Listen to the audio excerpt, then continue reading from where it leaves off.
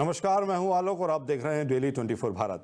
प्रधानमंत्री नरेंद्र मोदी उड़ीसा के दौरा करेंगे, जहां वो 60,000 करोड़ रुपए की परियोजनाओं का शुभारंभ और उद्घाटन करेंगे। इन परियोजनाओं में टेलीकॉम, रेलवे, शिक्षा, स्वास्थ्य सेवा, कौशल विकास, ग्रामीण आवास आदि क्षेत्र शामिल हैं। PM Modi virtually Amrit Bharat express train को हरी झंडी दिखाएंगे।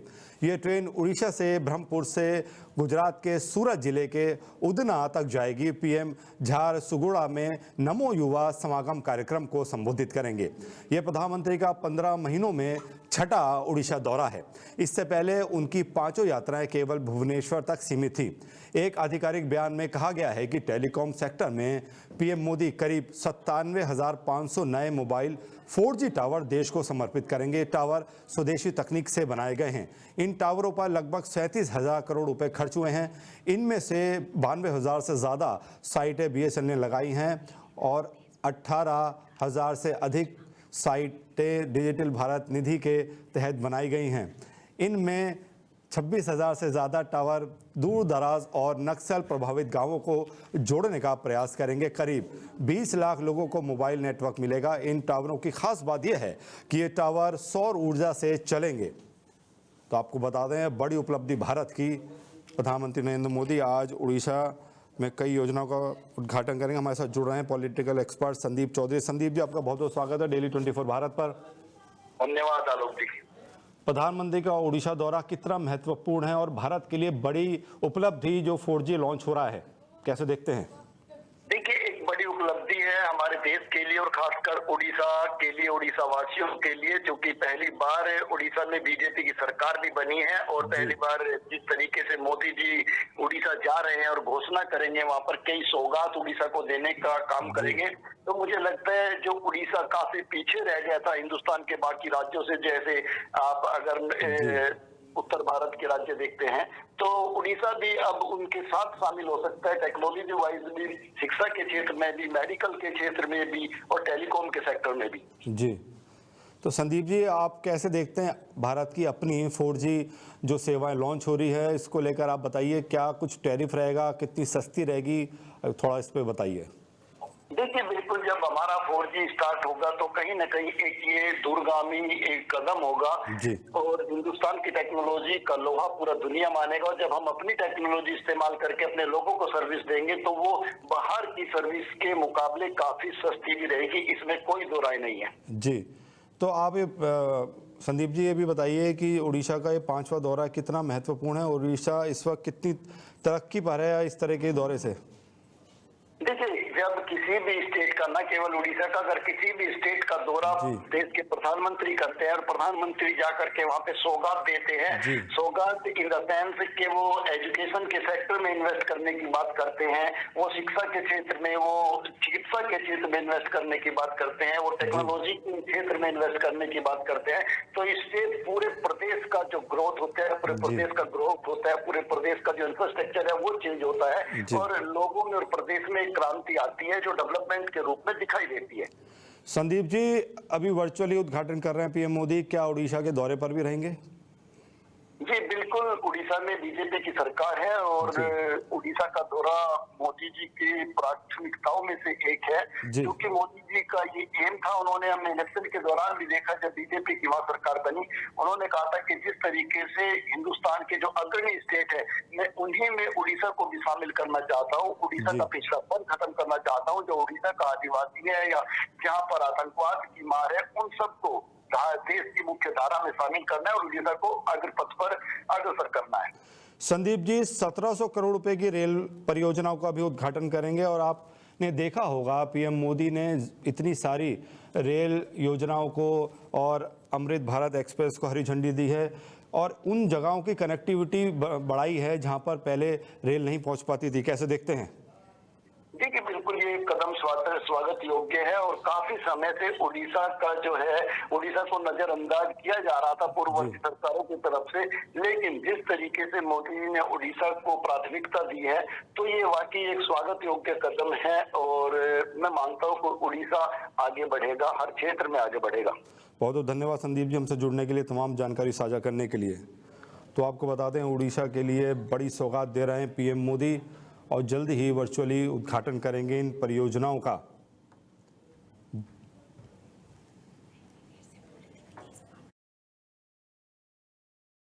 Tomorrow, Prime Minister Narendra Modi ji will be unveiling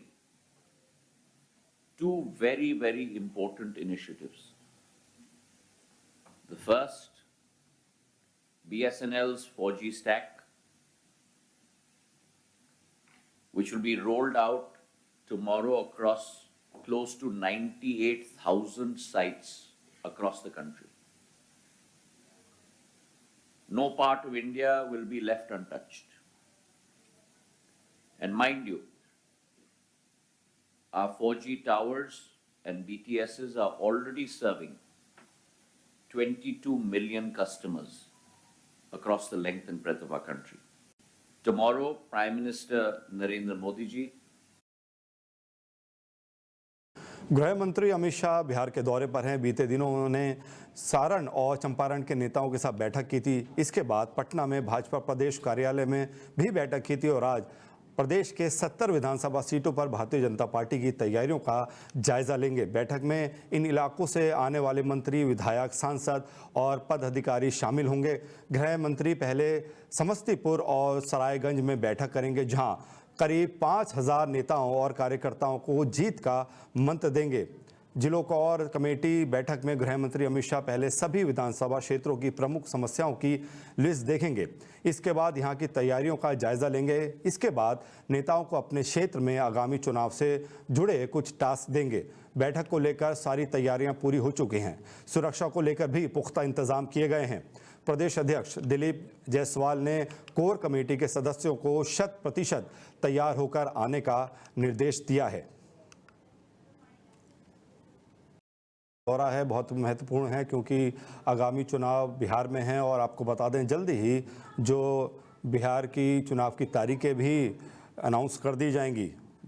काफ़ी अहम दौरा अमित शाह का। अमित शाह वहाँ पे जो क्या रणनीति रहेगी उसको जो विधायक हैं और कार्यकर्ता हैं उनसे साझा करेंगे और बताएंगे और मंत्र देंगे कि किस तरीके से चुनाव को जीता जाए। बिहार को लेकर बीजेपी और एनडीए काफ़ी गर्मजोशी के साथ वहाँ पर रैलियाँ कर रही हैं, बैठक कर रही हैं, ताकि किसी भी तरीके से इस चुनाव को हल्के में ना लिया जाए। और आपको बता दें जल्दी ही बिहार की चुनाव की तारीखें भी अनाउंस कर दी जाएंगी। तो अहम बैठक अमित शाह की बिहार में भाजपा कार्यकर्ताओं की जीत का भी मंत्र देंगे अमित शाह। बहुत अहम दौरा देखा जा रहा है अमित शाह का, क्योंकि जल्दी ही चुनाव बिहार में होने वाले हैं और एनडीए अपनी पूरी ताकत लगा रही है चुनाव को जीतने के लिए। हमारे से जुड़ रहे हैं हमारे संवाददाता हिमांशु। अमित शाह का बिहार का दौरा है, वहाँ पे तमाम रणनीति तय करेंगे, सांसदों और कार्यकर्ताओं को जीत का मंत्र देंगे, कैसे देखते हैं? बिल्कुल, आपको बता दें कि जिस तरीके से बिहार में विधानसभा चुनाव होने हैं और उसके मद्देनजर गृह मंत्री अमित शाह जो है वो 2 दिवसीय बिहार दौरे पर हैं। पिछले 8 दिनों में वह दूसरी बार जो है बिहार आ गए हैं। आपको बता दें कि जहां उन्होंने शुक्रवार को बेतिया और पटना में बैठक की बात की है, तो वही आज अगर बात करें तो समस्तीपुर और अररिया जाएंगे। यहाँ बीजेपी के नेताओं के साथ संवाद करेंगे और उन्हें विधानसभा चुनाव में जीत का मंत्र देंगे। तो निश्चित तौर पर गृह मंत्री अमित शाह का बिहार में जिस तरीके से 2 दिन का ये दौरा है और समस्तीपुर और अररिया जिस तरह से वो जाएंगे, बीजेपी नेताओं से मिलेंगे, उनसे संवाद करेंगे और उनको जीत का मंत्र देंगे, तो कहीं ना कहीं पार्टी स्तर की बात करें तो एक बड़ा एक मजबूती आएगी और विश्वास जो है, आत्मविश्वास बढ़ेगा। निश्चित तौर पर इससे बीजेपी के लिए एक आने वाले चुनाव में ये साफ तौर पर देखा जाएगा कि किस तरीके से रणनीति बनाई जाएगी, किस तरह से चुनाव को जीतना है, उस पर चर्चा होगी। और जो चुनौतियां होंगी, जो सीटें बीजेपी हारी है, उन सीटों पर कैसे अपने आप को मजबूत करे, उन सीटों पर चुनाव जीते, इस पर भी पूरा फोकस रहेगा। और देखिए 70 से विधानसभा सीटों पर बीजेपी की तैयारियों का जायजा लेंगे, यानी कि 70 से ज्यादा ऐसी विधानसभा सीटें हैं जहां पर अमित शाह जो है वो जायजा लेंगे। उसमें तमाम ऐसी सीटें हैं, मिथिला की बात करें, कोशी, सीमांचल, आंध्र प्रदेश के, इसके अलावा समस्तीपुर, दरभंगा, मधुबनी, बेगूसराय, खगड़िया, पूर्णिया, ऐसे बहुत सारी सीटें हैं जहां का पीएम जो गृह मंत्री अमित शाह हैं वो बैठक करेंगे, उन नेताओं के साथ जायजा लेंगे करेंगे, किस तरीके से विधानसभा चुनाव में बीजेपी को जीत दिलानी है उस पर चर्चा होगी। ये जो सांगठनिक जिला कोर कमेटी ये जो बैठक होनी है उसमें जिले के तमाम जो नेता हैं वो एक पहुंचेंगे और उनको जीत का मंत्र देंगे। तो निश्चित तौर पर एक बड़ा बीजेपी जो है लगातार, चाहे प्रधानमंत्री मोदी की बात करें, चाहे गृह मंत्री अमित शाह की बात करें या और तमाम बड़े नेताओं की बात करें जो लगातार बिहार दौरे पर जा रहे हैं, बड़ी सौगात दे रहे हैं, तो निश्चित तौर पर इसका सीधा सीधा फायदा बिहार के आने वाले विधानसभा चुनाव में देखने को मिल सकता है। जी हिमांशु, बहुत बहुत धन्यवाद हमसे जुड़ने के लिए, तमाम जानकारी साझा करने के लिए। तो अमित शाह का बिहार का दौरा बहुत अहम माना जा रहा है, वह जीत का मंत्र देंगे विधायकों और कार्यकर्ताओं को। मुख्यमंत्री योगी आदित्यनाथ की लोकसभा में मंत्रिमंडल की बैठक हुई। इस बैठक में 22 प्रस्तावों पर मोहर लगी है, जिसमें योगी सरकार ने 1.85 करोड़ महिलाओं को दिवाली गिफ्ट किया है।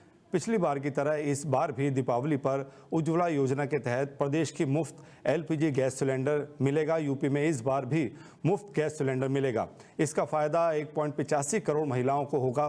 कैबिनेट ने खाद्य एवं रसद विभाग की ओर से मिले इस संबंधित प्रस्तावों को मंजूरी प्रदान कर दी है। इस बार भी मुफ्त सिलेंडर पाने के लिए लाभार्थी महिलाओं के लिए आधार प्रमाणीकरण अनिवार्य किया गया है। जिनके आधार सत्यापित नहीं होंगे उन्हें 31 दिसंबर तक का समय दिया जाएगा। उसके बाद होने वाले आधार सत्यापन का इस निर्णय के तहत दिए जाने वाले मुफ्त सिलेंडर योजना में उन्हें लाभ नहीं मिल सकेगा। राज्य सरकार 1 अक्टूबर से 31 दिसंबर तक और 1 जनवरी से 31 मार्च के बीच उज्ज्वला लाभार्थियों को 2 मुफ्त सिलेंडर देती है। प्रदेश में करीब 1,85,95,736 उज्ज्वला लाभार्थी हैं, जिनमें से करीब 1,08,29,000 का ही आधार बैंक खाते से लिंक और प्रमाणित है। इससे पूर्व आधार बैंक खाते की लिंकिंग न होने के कारण करीब 97 लाख महिलाएं इस सुविधा से वंचित रह गई थी। बड़ा तोहफा योगी आदित्यनाथ का। योगी कैबिनेट में 22 प्रस्तावों पर मोहर लगा दी है। लोक भवन में मीटिंग हुई है। उच्च शिक्षा के 3 प्रस्ताव भी पास हुए हैं। अहम बैठक, दिवाली पर फ्री सिलेंडर मिलेगा। आपको बता दें योगी आदित्यनाथ की बैठक है और दिवाली का योगी पर बम्पर गिफ्ट है महिलाओं को। आपको बता दें योगी कैबिनेट में 22 प्रस्तावों पर मोहर लग गई है। इसके साथ ही उच्च शिक्षा के 3 प्रस्ताव भी पास हुए हैं। लोकसभा में नेता विपक्ष राहुल गांधी दक्षिण अमेरिका के दौरे पर रवाना हो चुके हैं। कांग्रेस नेता पवन खेड़ा ने सोशल मीडिया पर इसकी जानकारी दी।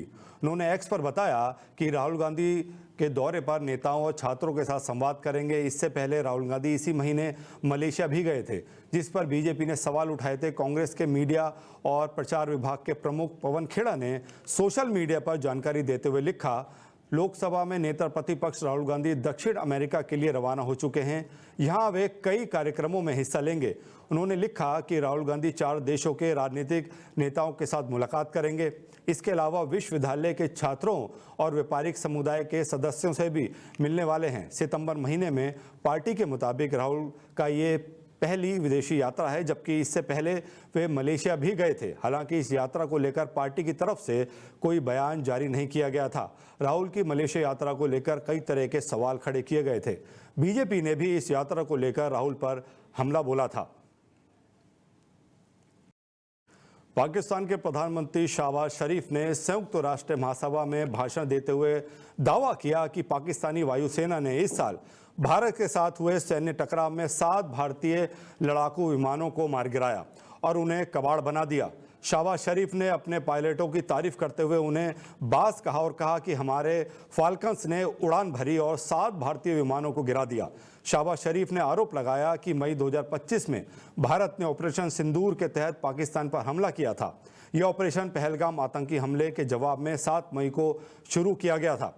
संयुक्त राष्ट्र में पाकिस्तान के प्रधानमंत्री शहबाज शरीफ ने जमकर झूठ बोला, जिसके बाद भारत ने उसके दावे पर करारा जवाब दिया है। शरीफ के भाषण पर भारत की तरफ से भारतीय राजनायक पटेल गहलोत ने कहा कि इस सभा ने सुबह सुबह पाकिस्तान के प्रधानमंत्री की बेतुकी नौटंकी देखी, जिन्होंने एक बार फिर आतंकवाद का महिमा मंडल किया, जो उनकी विदेश नीति का केंद्र बिंदु है।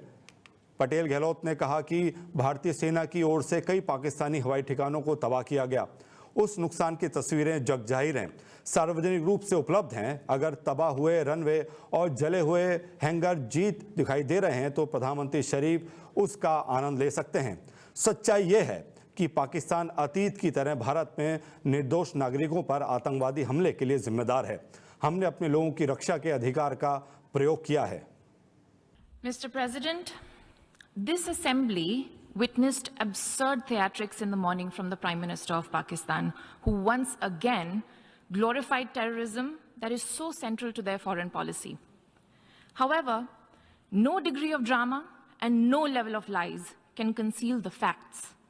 This is the very same Pakistan which, at the UN Security Council on 25th April 2025, shielded the Resistance Front, a Pakistani-sponsored terror outfit, from the responsibility of carrying out the barbaric massacre of tourists in the Indian Union territory of Jammu and Kashmir.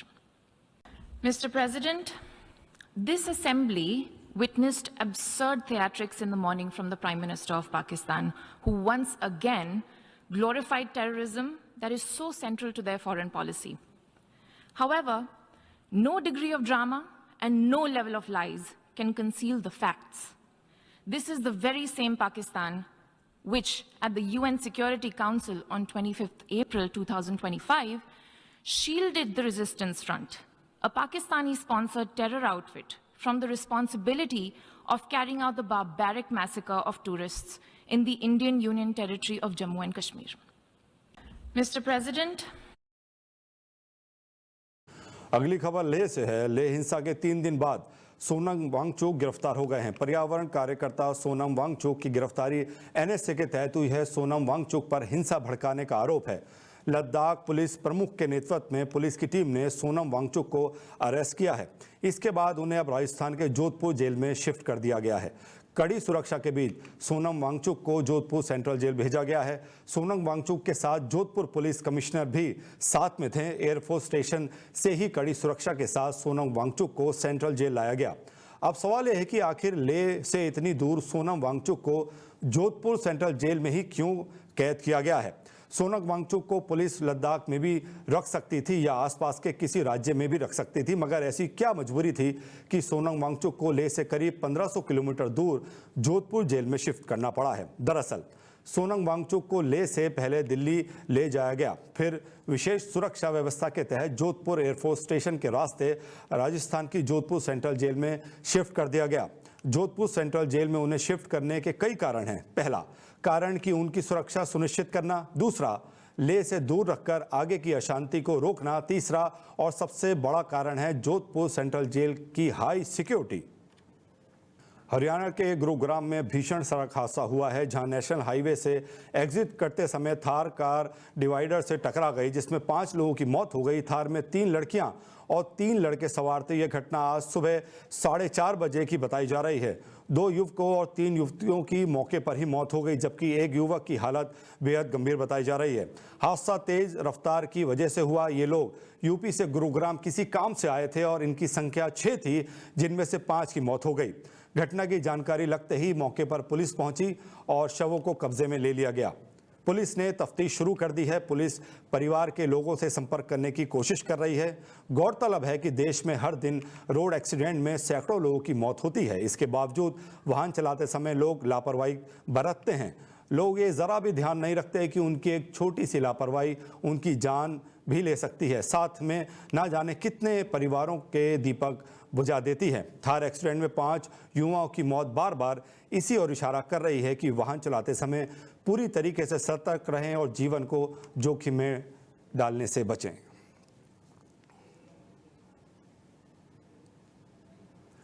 और बता दें, बड़ा हादसा है हरियाणा गुरुग्राम में, जहां पर सड़क दुर्घटना हुई है, जिसमें 5 लोगों की मौत की पुष्टि हुई है और पुलिस ने शवों को पोस्टमार्टम के लिए भेज दिया है। आगे की जो जांच है पुलिस कर रही है। और आपको बता दें, ये लोग थार कार में सवार थे और किसी काम से हरियाणा गुरुग्राम में आए थे और डिवाइडर से एक कार टकराई है। कारण यही है तेज़ रफ्तार, इसका कारण बताया जा रहा है। और आपको बता दें, थार कार के अंदर ये लोग सवार थे और जैसे ही थार गाड़ी डिवाइडर से टकराई, मौके पर ही इन्हीं 5 लोगों की मौत हो गई। ये दुखद घटना गुरुग्राम से आ रही है, जहां पर एक थार गाड़ी डिवाइडर से टकराई है। कारण की बात करें तो मुख्य कारण बताया जा रहा है तेज़ रफ्तार।